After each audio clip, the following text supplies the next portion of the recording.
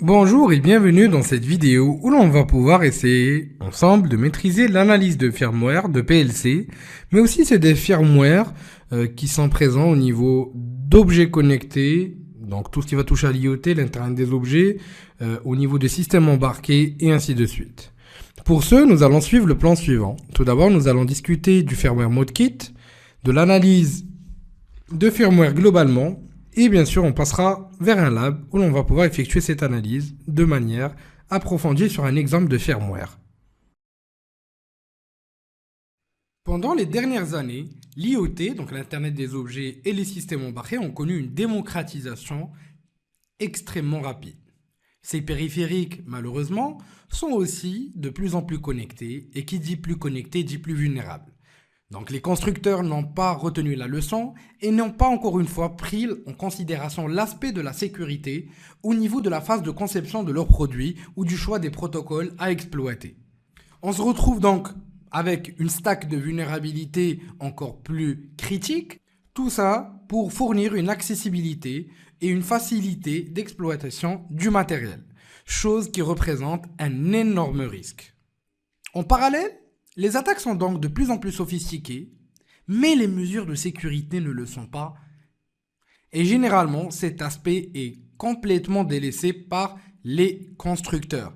Donc, ce qui est encore plus pire et plus critique, c'est qu'on retrouve ces objets connectés dans différents aspects de notre vie quotidienne, mais encore plus alarmants, dans des facilités ou des infrastructures SCADA ICS, donc structures ou infrastructures industrielles ou de contrôle industriel qu'on va pouvoir d'ailleurs découvrir dans la prochaine formation sur Alform, des maisons connectées, des périphériques ou encore véhicules militaires ou des acteurs télécoms qui vont utiliser généralement des automates programmables pour pouvoir réguler le réseau ou pour effectuer quelconque contrôle ou pour d'autres tâches.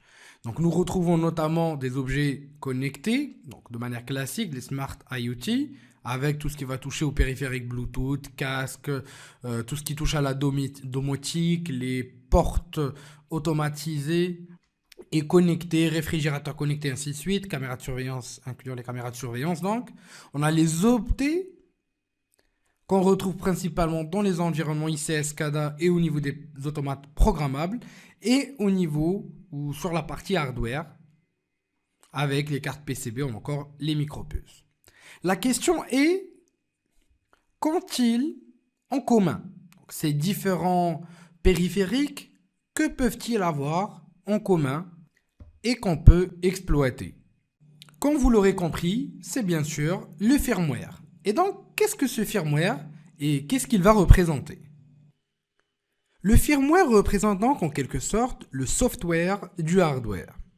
En d'autres termes, c'est un programme informatique, donc un software, qui va être programmé ou déployé au niveau de la mémoire en lecture seule du périphérique, permettant ainsi de disposer, donc on peut comparer en quelque sorte à un mini OS au niveau du périphérique et qui va nous permettre tout simplement de pouvoir exploiter notre périphérique. Il représente donc un software qui va être embarqué dans une partie du hardware, qui est dans notre cas la mémoire en lecture seule. On peut retrouver notamment dans des télévisions, dans des lecteurs DVD, dans des téléphones, dans des caméras de surveillance, dans des routeurs, dans des switches, et ainsi de suite.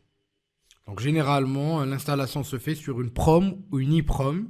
Et il va donc disposer d'un système de fichiers, d'un répertoire route, différentes applications et binaires, donc parfois donc embarquées, des fichiers qui vont être exploités par des applications tierces, notamment des fichiers de config, de ZBox, et ça c'est très très important, et enfin des binaires et des données chiffrées. Le firmware est extrêmement important puisque c'est lui qui nous permet de pouvoir booter au niveau de notre hardware en toute tranquillité. Il va nous permettre aussi de pouvoir stocker les informations et les données les plus importantes ainsi que les certificats de sécurité au niveau du périphérique embarqué et notamment de pouvoir retrouver les traces d'une backdoor constructeur ou d'identifiant hardcodé, et ainsi de suite. La question qui se pose maintenant, c'est où récupérer ces firmwares. La première approche, et l'approche un petit peu plus, allez, disons la plus complexe, ça serait plutôt de passer par la partie physique, ou faire un petit peu du reverse sur hardware, en essayant de pouvoir extraire le firmware, soit via de l'UART ou encore du JTAG avec les outils dédiés. Pour ça, donc pour moi jusqu'à maintenant, le meilleur périphérique, enfin j'utilise principalement du JTAG, mais le meilleur périphérique que j'ai jamais utilisé jusqu'à aujourd'hui, c'est le JTagulator. C'est ce que je vous conseille vraiment pour les extractions de firmware, ça marche du tonnerre. Pour du ART, j'utilise surtout pour faire de la recherche de vulnérabilité, notamment pour pouvoir traiter surtout, enfin trouver surtout les traces de fuite de données, ainsi que d'autres informations de débogage qui peuvent vous aider vous-même dans votre recherche de vulnérabilité, ou encore même d'aller plus loin jusqu'à retrouver des clés de chiffrement et ainsi de suite. Donc après, bien sûr, ça c'est des vulnérabilités orientées développeurs ou développement, et nous on fait qu'utiliser en fait l'UART pour lire un petit peu ces différentes informations que le développeur a cru cacher ou n'a pas pensé à ce que ça va ou ça peut être utilisé dans le mauvais sens. Dans un premier temps, il faut savoir que la plupart des firmware sont sous licence GPL. Donc vous allez aussi pouvoir donc récupérer la plupart des firmware en naviguant juste au niveau du site du constructeur. Dans notre cas, ça sera TP-Link, dans l'exemple qu'on va voir. Et donc, ça sera le firmware du TLWR 840N qui est largement en vogue et largement déployé un petit peu partout dans le monde. Donc, il suffit donc d'aller vers la zone firmware et de choisir donc le firmware qui vous intéresse. Donc vous serez ensuite redirigé vers une page de téléchargement où l'on va pouvoir récupérer automatiquement donc le firmware qui nous intéresse, qu'on va ensuite analyser. Pour effectuer votre analyse, vous devez donc avoir au niveau de votre toolset, tout d'abord Beanwalk, donc qui est un outil extrêmement puissant et rapide qui permet d'analyser mais aussi de faire du reverse engineering et de l'extraction d'images de firmware. On aura aussi besoin du fameux FMK, le Firmware Mode Kit, qui va automatiquement extraire votre image ou l'image de votre firmware, mais il va aussi posséder divers outils extrêmement importants et très utiles pour notre approche de sécurité des systèmes embarqués IoT. Il permet donc d'extraire l'image du firmware, de pouvoir aussi rebuilder le firmware, ou encore de flasher le firmware modifié au niveau du périphérique. Et une fois que vous aurez extrait le firmware, il vous faudra bien sûr repérer les informations intéressantes. Donc à la place de faire tout ça de manière manuelle, on peut le faire avec Firmwalker, qui est un petit script bash très simple, qui nous permet notamment de trouver les fichiers shadow et passwd, le répertoire ou lister le contenu du répertoire etc/SSL, de chercher des fichiers relatifs à l'SSL comme des certificats, des clés, ainsi de suite, fichiers de config, script, fichiers bin, donc d'autres binaires embarqués, c'est très souvent le cas, donc des accès à distance, ou en d'autres termes donc des mots-clés concernant les accès à distance ou encore des mots de passe, des backdoor constructeurs notamment, les serveurs web ou le serveur web utilisé, si jamais il y en a, des binaires qui vont être utilisés, notamment SSH, Dropbear, FTP, et ainsi de suite. Il va essayer aussi de chercher des URL, des mails, des adresses IP, ainsi de suite. Allons donc découvrir tout ça ensemble et au niveau de notre lab. Tout d'abord, pour analyser notre firmware, on va commencer par pouvoir l'extraire. On fait un petit unzip et on va extraire donc notre firmware comme vous pouvez le voir ici. Une fois qu'on l'a effectué, donc tout ce dont on a besoin, ça sera surtout le fichier bin. Le reste, on n'en a pas vraiment grand chose à faire. Donc maintenant, on va copier ce dernier au niveau du dossier Firmware Mode Kit qu'on aura récupéré avec un petit git clone. Et tout ce qu'il nous reste à faire maintenant, c'est d'utiliser l'outil extract firmware, donc suivi par le firmware qu'on va pouvoir extraire à partir du fichier bin récupéré. Ensuite, on lance l'outil qui commencera tout d'abord par effectuer quand même un petit binwalk pour pouvoir identifier déjà le système de fichiers, la version, les différents paramètres du firmware, mais aussi sa version, la version du kernel éventuellement, ainsi qu'un maximum d'informations sur le bootloader et les headers du firmware, nous permettant ainsi de pouvoir identifier notamment le système de fichiers, donc dans notre cas du squashfs. Donc ensuite, on nous spécifie que notre firmware est bel et bien au niveau du dossier FMK. Nous allons donc nous diriger vers ce dernier. Donc tout d'abord, on retrouve les différentes parties de notre image. Donc là, c'est les points image, donc rootfs, notamment le répertoire root du système de fichiers et les différents headers.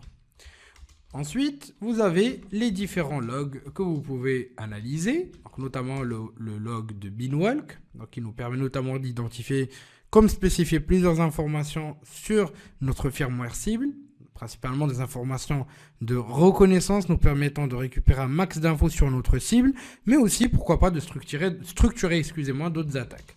Donc ensuite, on a le fichier de config, si jamais vous souhaitez donc tout simplement émuler ce firmware.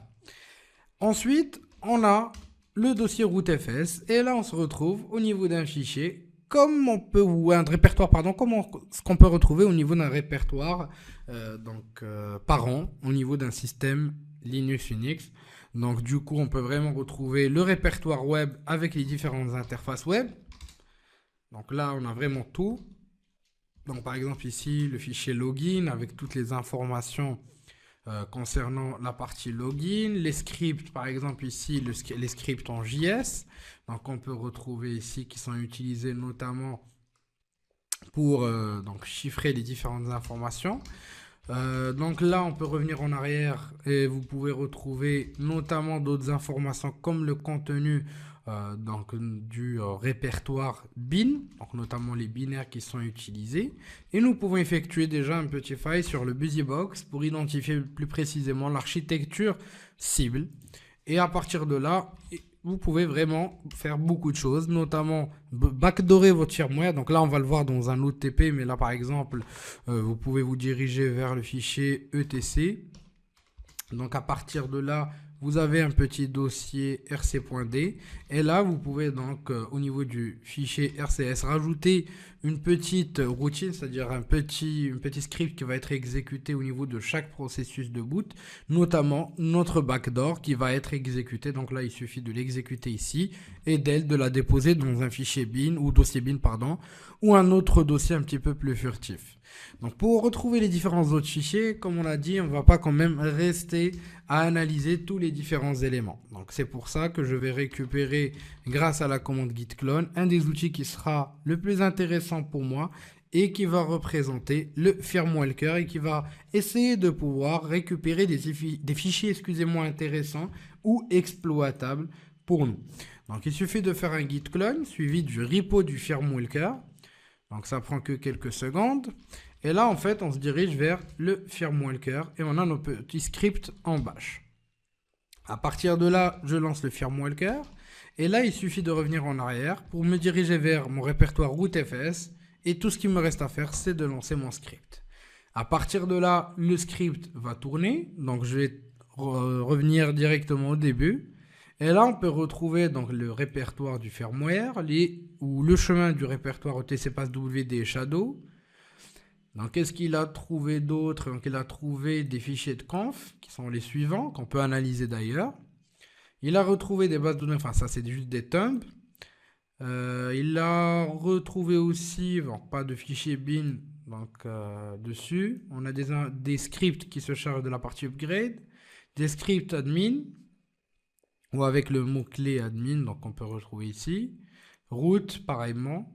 Donc au niveau de ces dossiers suivants, password, pareillement ici, pwd, passwd, ici on a le binaire dropir, ici on retrouve la partie SSL sur sbin hostapd et le WPS appliance pour la partie Wi-Fi, donc c'est là où il y a la plupart des réseaux par défaut qui sont accessibles, et hostapd, je ne sais pas si ça représente exactement la même chose au niveau de ce périphérique, mais généralement c'est pour créer les différents points d'accès. Donc ici on retrouve le mot-clé private key, telnet, secret, donc un petit peu plus en bas token, Donc là, c'est des mots-clés qui peuvent être très intéressants pour nous.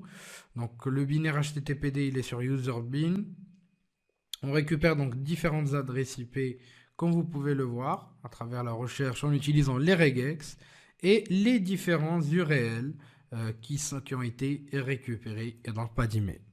Donc bien sûr, c'est une base pour bien commencer dans le monde de l'analyse de firmware. Donc c'est juste une petite parcelle de ce qu'on peut faire. Et donc vous pouvez dès lors donc déjà essayer d'analyser différents systèmes IoT pour retrouver diverses informations, disons que ce soit confidentielles, intéressantes ou exploitables. Et ce qui est aussi très intéressant, c'est que vous pouvez même directement effectuer votre analyse sur la partie web directement et généralement vous trouvez facilement des vulnérabilités. Vu que le firmware est totalement exposé, vous avez accès au code source, donc c'est beaucoup plus facile et rapide de trouver des vulnérabilités au niveau de ces périphériques connectés, donc ces IoT ou bien ces systèmes embarqués.